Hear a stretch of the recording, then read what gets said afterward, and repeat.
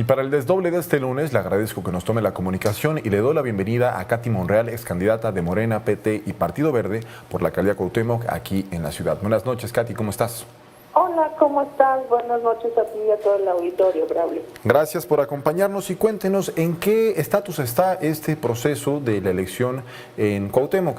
Vimos que la semana pasada se ordenó desde el Tribunal Electoral que se recontara, se diera un recuento total de la elección, voto por voto, casilla por casilla, pero después el Tribunal Electoral ordenó que no se llevara a cabo. ¿Por qué pasó esto? Cuéntenos.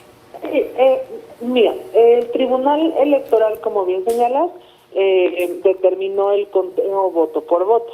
Después la candidata del PRIAN, no sé por qué razón, si lo que queremos es tener claridad en la elección o cuál sea su temor para no querer ser una mujer demócrata y pedir el voto por voto, que por cierto, su jefa política, Xochitl Gálvez, pidió el recuento voto por voto a la doctora Claudia Sheinbaum, y la respuesta de Morena y de la doctora fue: claro, que venga el voto por voto, porque lo más importante es que quien gobierne, gobierne con legitimidad, gobierne con toda la certeza de que ganó. Y la respuesta fue que se cuenten los votos. Después del reconteo de votos, se amplió la ventaja de la doctora Claudia Sheinbaum frente a la candidata panista, que por cierto la diferencia entre una y otra pues es tremendamente abismal, más de 15 puntos. Entonces, conforme a este argumento, la candidata panista de la alcaldía Cuauhtémoc debió de haber asumido una actitud demócrata y haber permitido el voto por voto, porque además la diferencia entre el primero y el segundo lugar fue solamente de 3.3%, y lo que significa que es un margen bastante reducido que permite pues pensar que necesitamos aclarar y que hay dudas razonadas respecto a la elección, y por eso es que solicitamos el voto por voto. Pero ella, con este miedo de saber que seguramente cometió los peores aprendizajes del prismo y del prismo de Alito Moreno, pues de casillas embarazadas, casillas zapato, casillas carrusel, pues sabe que seguramente cometió algún fraude electoral, y por eso es que tiene el miedo de abrir las casillas, y por eso impugnó la resolución del tribunal. Y la sala regional lo que hizo no fue cancelarlo. Ahí es otra mentira que señala la candidata del PRI. Lo que hizo la sala regional fue pedirle al tribunal que aumentara sus razones, su razonamiento para pedir el recuento voto por voto. Y en eso estamos. El Tribunal Electoral tiene 5 días para sustentar y ampliar su recuento, su argumentación para el recuento voto por voto. Entonces, están ahorita ustedes en ese escenario. Y lo que impugnaron inicialmente fue por esto que comentabas de las casillas zapato y todas estas irregularidades, ¿o qué fue lo que ustedes documentaron para presentar esta impugnación con una elección que, como bien lo decías, cerró con poquito más del 3% de diferencia entre el primero y el segundo lugar?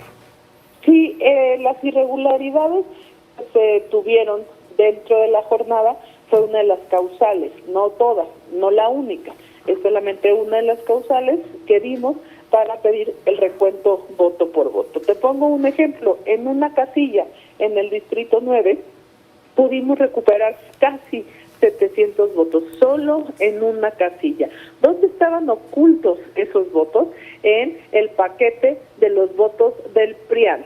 Esto es, hubieron 700 personas en esa casilla que votó por nosotros y los pusieron en un montoncito, pero arriba de esos 700 votos, ponte tú que pusieron unos 10 o unos 20 del PRIAN, y entonces dijeron que esos 720 votos eran del PRIAN, cuando en realidad solo los votos de hasta arriba eran de ellos y todos los demás eran nuestros. Y tuvimos que pedirle a la mesa de recuento que jalara un voto por un voto para que pudiéramos constatar que ellos no habían tenido 720 votos, que en realidad solo eran 20 votos y que los 700 restantes eran nuestros votos. Esa fue otra de las irregularidades. Otra irregularidad fue que la boleta, el ciudadano decidió votar por Morena y abajo puso mi nombre, Katy. la mesa decidió anular esa boleta, porque dice que puso 2 veces Morena y que pues se anula. Otro voto que nos anuló fue que, por ejemplo, el ciudadano puso un tache y un no en el logo del PRI en señal de rechazo, y una palomita y un sí en Morena, más aparte poner mi nombre, y también nos anularon ese voto. Entonces hubo demasiadas votos nulos, como con este tipo de patrones que te estoy señalando, que nos anularon, cuando en realidad el ciudadano quería votar por nuestra coalición y nos anularon esos votos. Y entonces estuvimos recuperando votos. Hubo otros que no pudimos recuperar, que por eso es que fuimos al tribunal a decirle, oye, hubo esta irregularidad, hubo también una irregularidad en los presidentes de las mesas, de las mesas o de las casillas. Casualmente no llegaron los ciudadanos que habían sido elegidos, y casualmente llegó otro ciudadano que voluntariamente se puso para ser el presidente de la mesa, pero ¿qué crees? Ese ciudadano ni siquiera vivía en la sección electoral donde estaba esa casilla. Ese es uno de los elementos más importantes para anular una casilla o tener dudas razonadas sobre lo que pasó en la elección. Tenemos el antecedente y tenemos también que varios compañeros representantes de casilla no pudieron pasar a su casilla. A otros no les permitieron entrar al baño. A otros los estuvieron hostigando constantemente. Además, otra irregularidad es que a muchas personas solamente se le dieron 5 boletas y no 6. Y casualmente, Braulio, ¿cuál crees que faltó? La de la alcaldía. Y entonces, así una tras otra irregularidad que fuimos documentando y que fuimos teniendo, no solo en la jornada, sino en el conteo que se dio después de la jornada. Entonces, por eso es que solicitamos aclarar lo que pasó el día de la elección. Necesitamos certeza jurídica. Si la candidata del PRIAN señala que ganó contundentemente, pues que permita que se abran los paquetes electorales y así sepamos la verdad. No estaríamos en esta discusión y no estaríamos en este conflicto que genera ilegalidad y que genera fraude y que genera que sea una alcaldesa espuria por negarse a abrir los paquetes electorales y ser una mujer demócrata. Claro, en aras de la transparencia, de la certidumbre y de la democracia, creo que si hay irregularidades como estas que nos enlistas, pues el recuento podría dirimir todas esas diferencias y pues claro, ya finalmente el resultado sería el final. Ahorita en este escenario, ¿ustedes qué es lo que ven hacia adelante? ¿Van a robustecer esta impugnación o qué sigue? Pues mira, nosotros hemos ya puesto todos los argumentos que tenemos, lo hicimos en tiempo y forma. Estamos esperando la resolución del Tribunal Electoral, después de ahí la Sala Regional y después nos iremos a la Sala Superior. A mí lo que me preocupa es la violencia con la que esta mujer se ha conducido.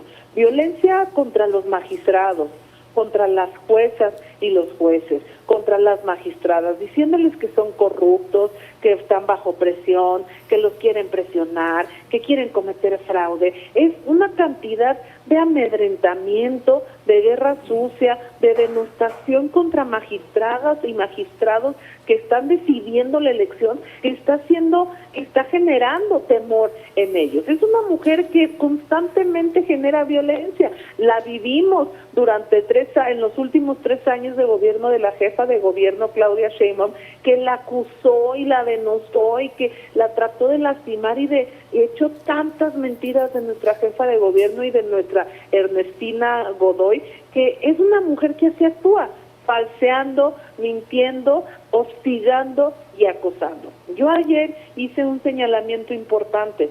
Yo ayer la hice responsable de lo que me pase a mí, a mis hijos, a mi familia. ¿Por qué la hago responsable? Porque la violencia que generó hacia mi contra había sido violencia digital y violencia política de género. Pero ahora esa violencia empezó a escalar.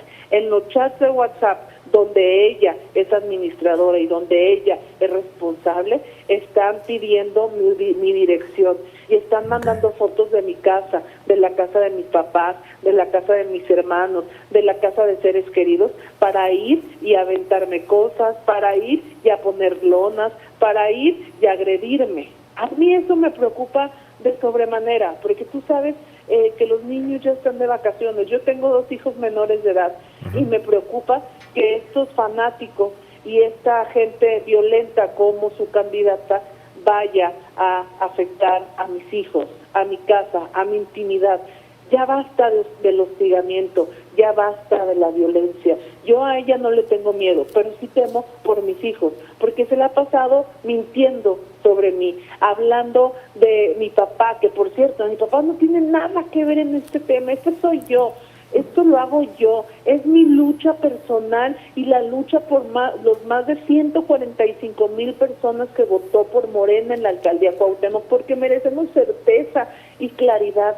¿Qué tan difícil es abrir los paquetes electorales y confirmar su triunfo?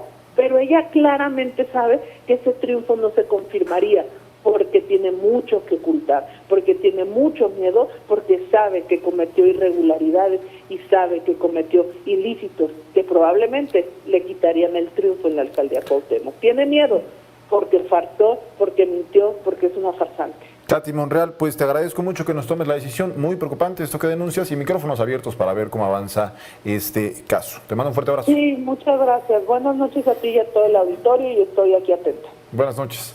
Nosotros vamos a una pausa y enseguida regresamos.